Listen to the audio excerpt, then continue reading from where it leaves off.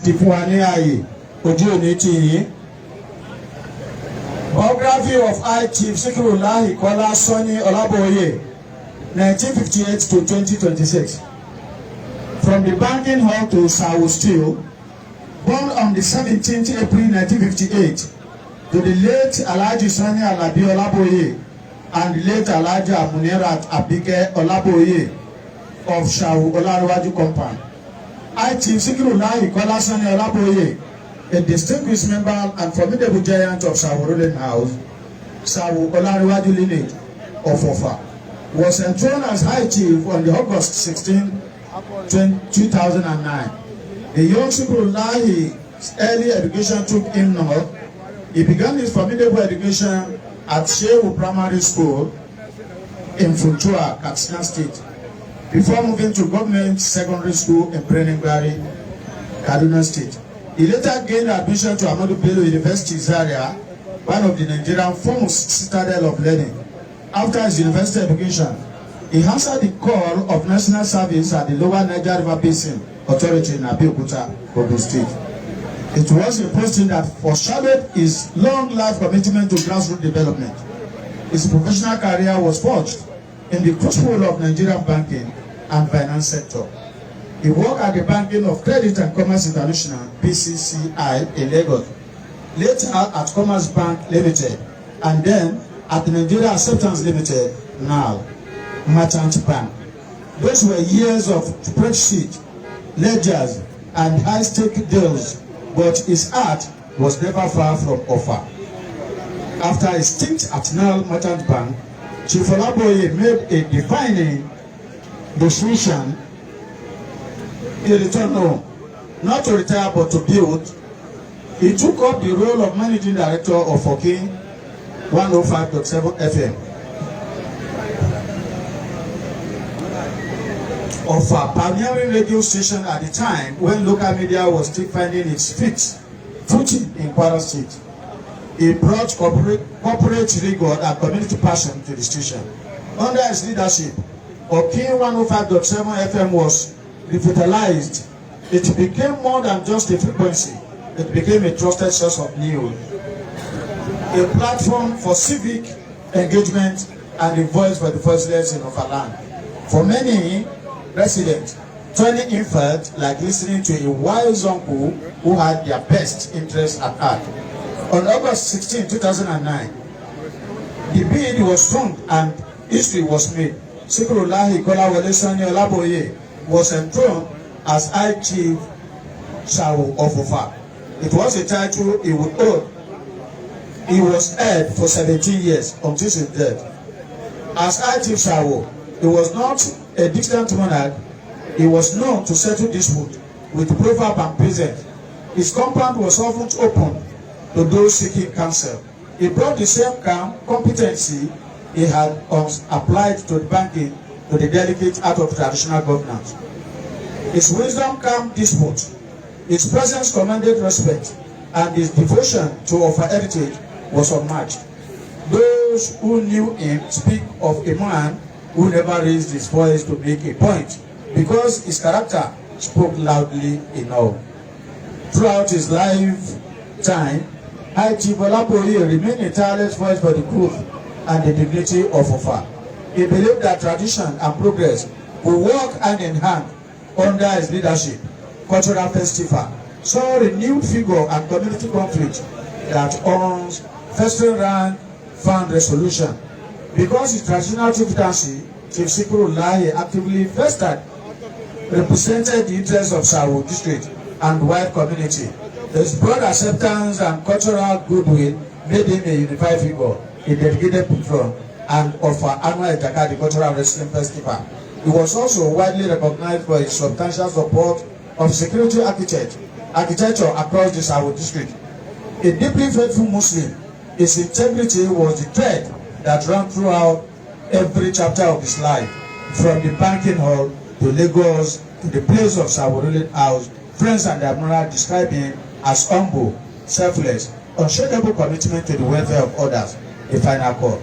On Sunday, 7th June 2026, the community he loved so much woke up to the news that Atiku Sikirullahi Kolasoni Olaboye had answered the ultimate call when he passed away at the age of 68.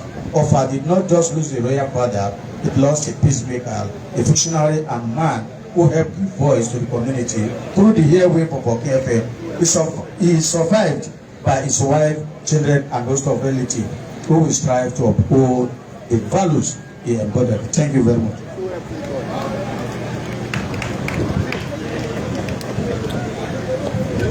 Àtọ̀gbẹ̀gbẹ̀ ọkú ohun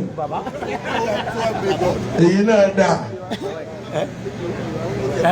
ó ti ṣe dáadáa ibi tí wà ní kọ́mọláfẹ́tẹ̀ ìjọ púpọ̀ nínú ẹ̀rù.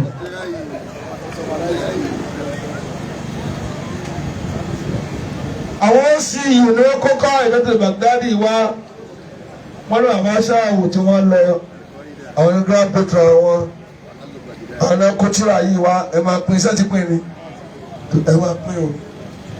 Àṣàlátù fẹ́ sí Ọlọ́run. Sallallahu alaihi wasallam. Lára tí máa bókù ní kéèyàn tó lé Ọlọ́run ṣe. Ẹ̀gbọ́n yìí o bá a ṣe pọ̀ tó ìta bá lẹ́mí àti dá sí mọ́ṣáláṣí lórí táàrí ó tó òkú níyọnu Ọlọ́run. Alájáde ní sáni bàbá bí alájáde ní sáni ọ̀rọ̀ mọ́ṣáláṣí kọ́ máa fi sórí tẹ́kù fún báyìí nísìn owó mọ́ṣáláṣí ló kù báyìí ìwọ́n tó fẹ́ dá sílé Ọlọ́run máa dìde bọ̀. Máa dìde bọ̀ Alhaji Lásán. Alhaji Lásán. Tó fẹ́ dá sílé Ọlọ́run. Máa dìde bọ̀. Máa dìde bọ̀. Mọ́ṣáláṣí. Tòtóyè kájọ́rọ̀ lúgbọ́ sí àì. Owó mọ́ṣáláṣí. Owó mọ́ṣáláṣí. Wọ́n tó fẹ́ dá sí mọ́ṣáláṣí.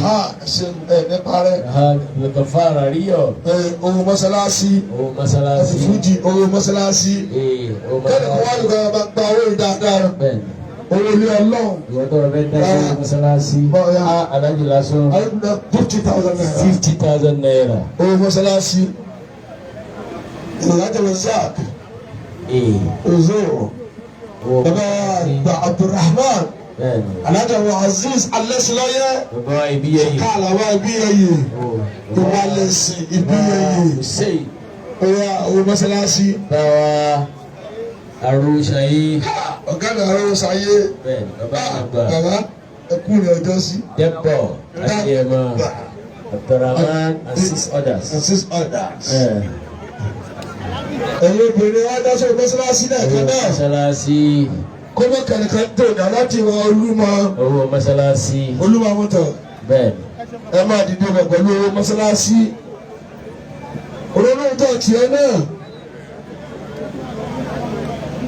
Dùgbà ní sí ló tẹ̀lé owó mọ́ṣáláṣí. Mọ́ṣáláṣí Alhaji Tóyìn owó mọ́ṣáláṣí. Tàlẹ́ tó kù mbẹ́ bàbá wa àgbà Ayọ̀túndélájí ni wọ́n ń bọ̀ yẹn. Ayọ̀túndélájí bàbá àgbà. Alẹ́sílẹ̀ community owó mọ́ṣáláṣí ni wọ́n mú bọ̀.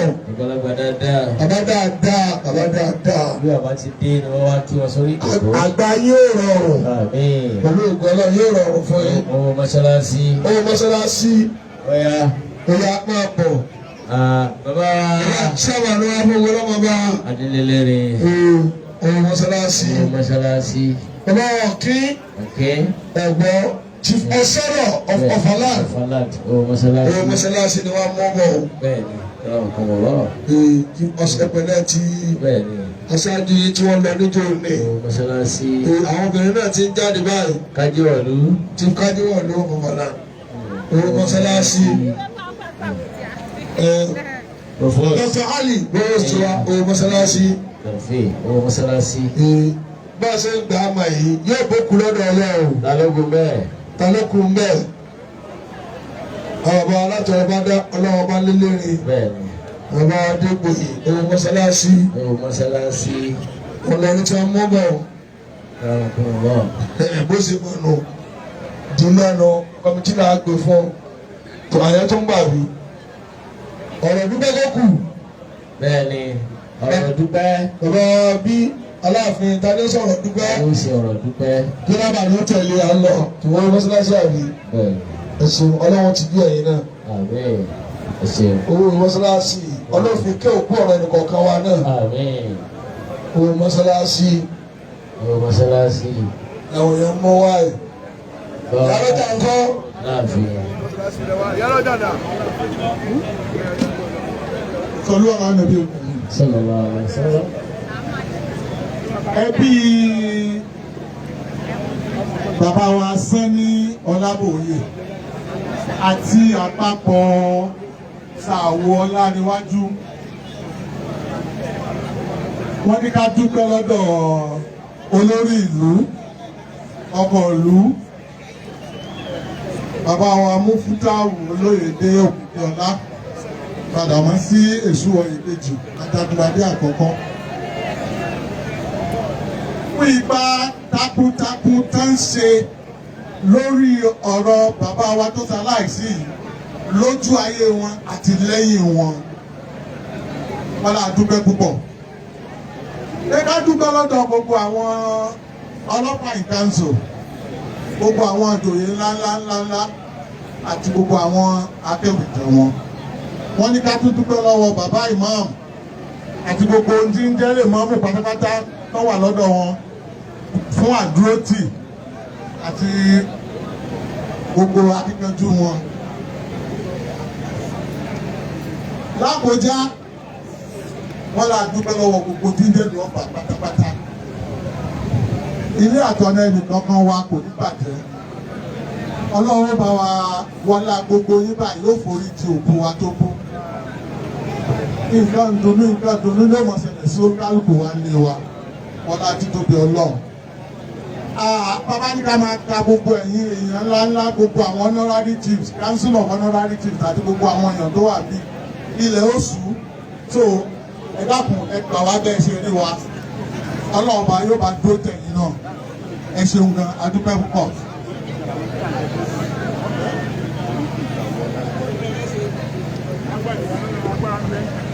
Sẹ́ni tẹ́lẹ̀ sí. Oríkì ẹnu ẹ̀ kì í nísìnyí. Rabbana atina fid dunya hasana wa fil akhirati hasanatan wa qina adhaban nar. Allahumma arzuqna biqawli. Wọ́n ní tí ó kí máa rin. Sallu ala Ẹ abẹ́rẹ́ ó kì í nísìnyí. Ẹ bẹ̀rẹ̀ oríkì. Ẹ já wa ọ kí ẹ fẹ́ ẹ jáde.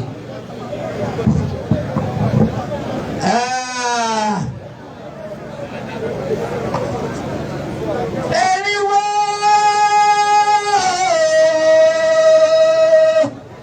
Sidof. Àjànà kókò lérò ní ìgbéròdò wo.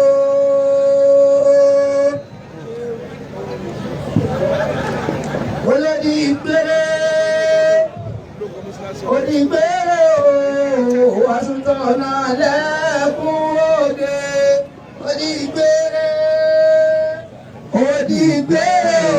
o, àtúntò náà lẹ́kún òde. Ṣìngírù onígbéré ọkùnrin mi. Onígbéré o, àtúntò náà lẹ́kún òde. Onígbéré asọ̀tọ̀nà lẹ́kọ̀ọ́gẹ́. Wọ́n lọ́dí gbèrè o. Àjẹ̀dẹ̀ púpọ̀ ìdẹ̀dẹ̀ gbogbo jù lómi títí mo lọ́dí gbèrè ní kárin kéṣe. Ọmọ lábẹ́ ọmọ sáré o. Ṣìkìrù láì ló ṣe bẹ́ẹ̀ ló gbé èkúrú jẹ lọ́wọ́ ẹ̀ bọ́ra. Ọ̀pá lámbá ọjọ́ òyìnbó fọ́. Ọ̀pá lámbá ọjọ́ òyìnbó bọ́ nǹkan máa ṣe. Ẹni ẹ ti ń gbé wájú lẹ́wárìrì fún àwòrí mọ́.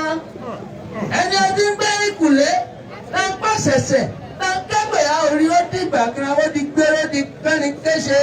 Wọ́n lọ́wọ́ lé kíkẹ́rù lẹ́yìn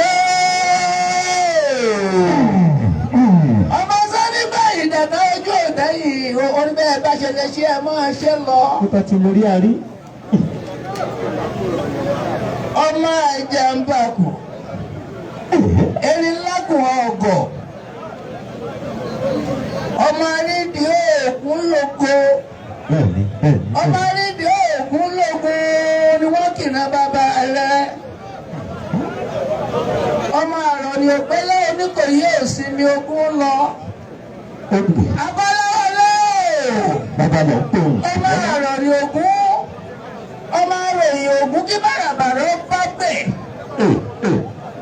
abọ́láwọlé Ìkòyí ẹ̀ṣọ́ ọmọdìrú lẹ́ẹ̀ẹ́dógún àwọn ogun akún ní gàlégàlé ọmọ bá ọba lọ́pọ̀ oògùn wọn lẹ́gbẹ̀ẹ́jẹ àdónílé tí kò bá sí inú mímọ́ tẹ́wẹ́tẹ́ gbogbo ní jẹ́ nítorí inú mímọ́ wọn lọ́jà ojú ogun lọ Abọ́láwọlé lódi kárin ó di kẹ́rin ọmọ èso Ìkòyí Ìkòyí ẹ̀ṣọ́ ọmọdìrú lẹ́ẹ̀ẹ́dógún ọmọ àrọ̀ ni ògbélé Oníkòyí òsinmi ogun lọ Abọ́láwọlé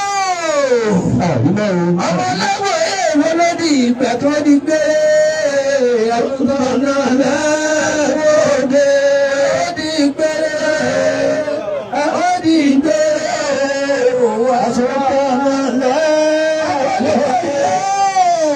Ìkòyí ẹ̀ṣọ́ ìwádìí olóníbò yìí bí gbọ̀fà. Ọmọ Ìkòyí tó bá ń gbọ̀fà lẹ́yìn òjòkun ní ṣerú wọn.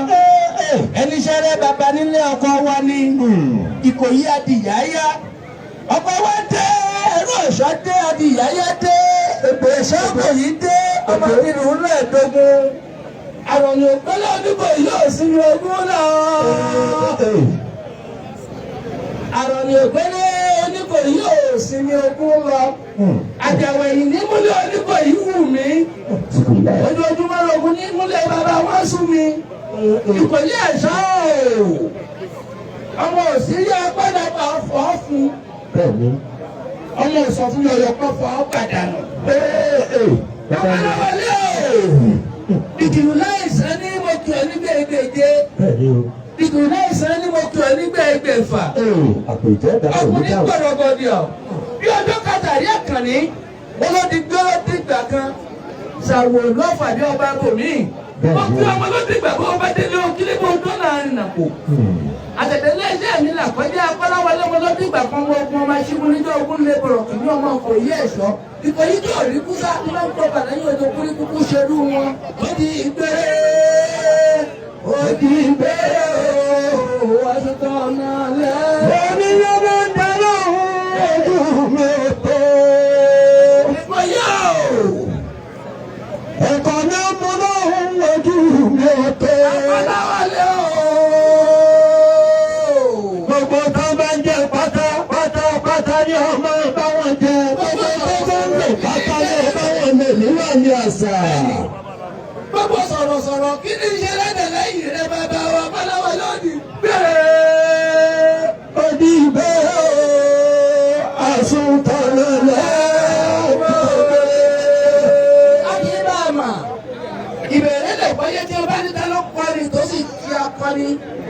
Ẹ láwọn ni àwa gbogbo sọ̀rọ̀sọ̀rọ̀ ilé ọ̀fà là ń kí bàbá alódìgbà.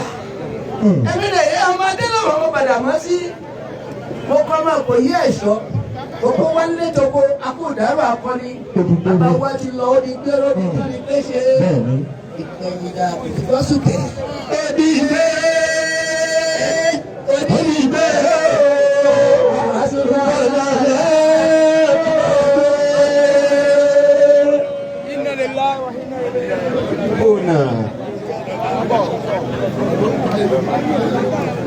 Alhaji Allah.